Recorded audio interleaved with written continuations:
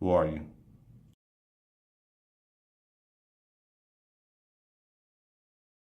My name is Spoken Words. You can call me Spoke.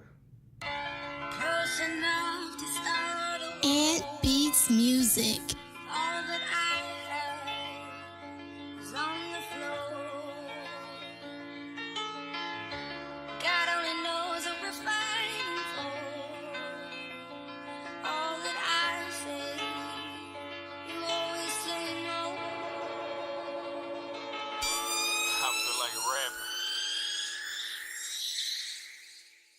I'm a professional word sayer, haiku slayer, rhyme speaker, whatever you like to call it, spoken word artist, poet. I do that shit. How long have you been spitting? Good question.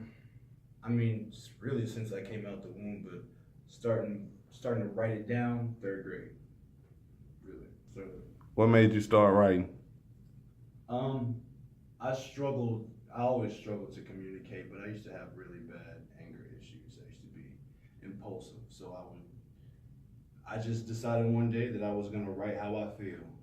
And it wouldn't even be full sentences, it would just be words. So yeah, really just to cope with, a lot of stuff I was going through. How did you get your name? Um, Honestly, I picked it out because when I first really started, getting into it, um, when I was writing, I would always had this weird self-hate complex. I used to go to school with a bunch of white kids, and you get around them, how they talk and how they talk and everything. And I would kind of regurgitate that. I would write, the N word so many times all in my diary, and I would just write it by itself. Um, it's crazy because the more I went to school with white people, the more I would think like them and talk like them, and not being around a lot of people like me, I developed even a fear of my own kind. So I write about things. So when you have like anger issues, you really write about things that you're scared of, really, because if you hate something, you also fear it. So that's the N word. I would write all the time. I would speak it all the time. I wouldn't say it around my parents. I wouldn't speak it around my family, but that was part of what I would say, because I would literally speak in words. Literally, I would talk to myself in word, and I would say the N word, and I obviously speak in words. So What influences you? it's all over the place. I pull from so many different places. Influenced by Lauryn Hill, Gil Scott Heron. I am influenced by, oh man, it's just so much. Probably something that would be people wouldn't guess. I'm influenced by Black Sabbath, uh, old Ozzy Osbourne. Um, the things that they would say, the dark things they talk about. I listened to it a lot when I was younger. Didn't really even get into urban music until I was like 16, 17, honestly. That's when I started getting into Lauryn Hill, Gil Scott. Obviously, I listened to a lot of Black Star, Lupe Fiasco, what's his name? Marvin Gaye. Was heavy on Marvin Gaye. Billie Holiday, Nina Simone, just a lot of stuff.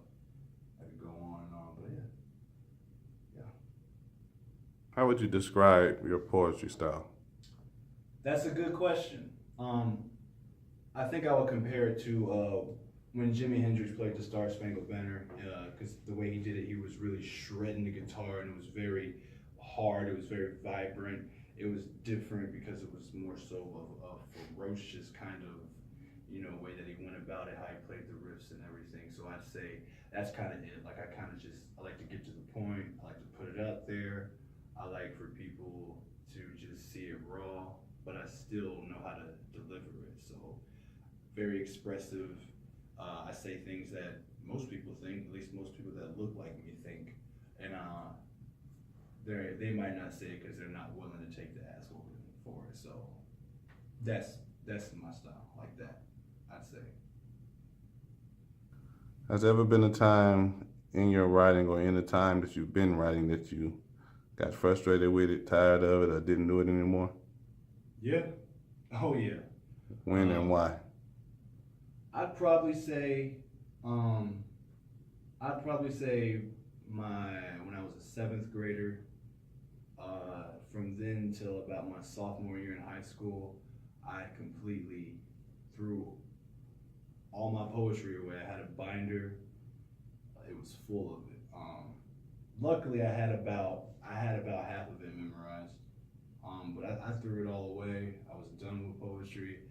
I didn't like what I was reading. Like the stuff that I was reading, I was like, this is very, very violent, or it's very dark, or it's not, it's kind of, and I don't know why I looked at it like a negative, and I felt like, I was going through a lot, and I felt like that was channeling everything I was going through.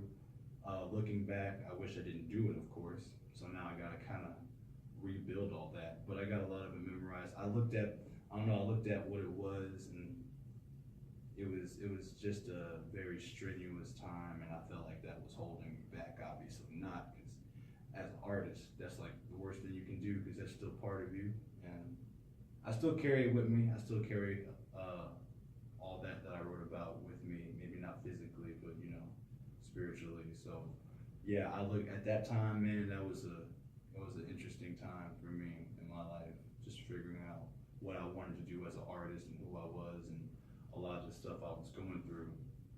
I looked at poetry more of it became like a bad habit for me. Like, I don't know why. But it was definitely therapy, but maybe it was just therapy I got tired of. Spoken. What message do you want to send to the people watching you perform? Really, it's the same message that I sent to myself. The same thing that it basically, Paul Mooney said, either you're gonna run free or you're gonna run scared. So that's the same message that I have for myself, really. So would you say you're running free or running scared? Man, I'm tying up the laces right now. I'm not even sure. That's what this whole journey is. Spoke. Go ahead and get the people what they're asking for. I mean, what we got left to save? Family and heritage getting replaced by religion. You see how you could divide these niggas into divisions amongst boundaries. They got very little power. See, I'm just saying, it must be hard to put a fist up while you still get fist fucked. But we gonna continue to march, because our kids could go to college with all these other good black kids where none of them hood rats is. I mean, education really ain't nothing more than indoctrination, but whichever word you want to use, you could swap them out. Your degrees and student aids couldn't stop a clip from dropping out. And we've been taught to live in fear. And that's what got us here on this edge, ready to jump. And niggas don't give a shit about anything like falling in love, because how long we've been free falling in this belly of the beast at the bottomless pit. May your souls rest in peace before the melting pot swallows it. But I get it. You could be erased and you're looking for shade in the sun. Like we all just trying to find our place in white supremacy. The proud coons under pressure will overweight in the waters as we give praises to the Father. But just like your daddy, is he around? You can hit me up at Spoken Words 92 on Instagram. And you can also hit me up on Facebook at Spoke, SPOKE, N-words. That's all I got for right now. Email me at dopefrancisarts@gmail for bookings. Don't waste my time with the emails though. Make sure they're on point. This is Spoken Words, and you're watching me on Frizzy Productions. It beats music.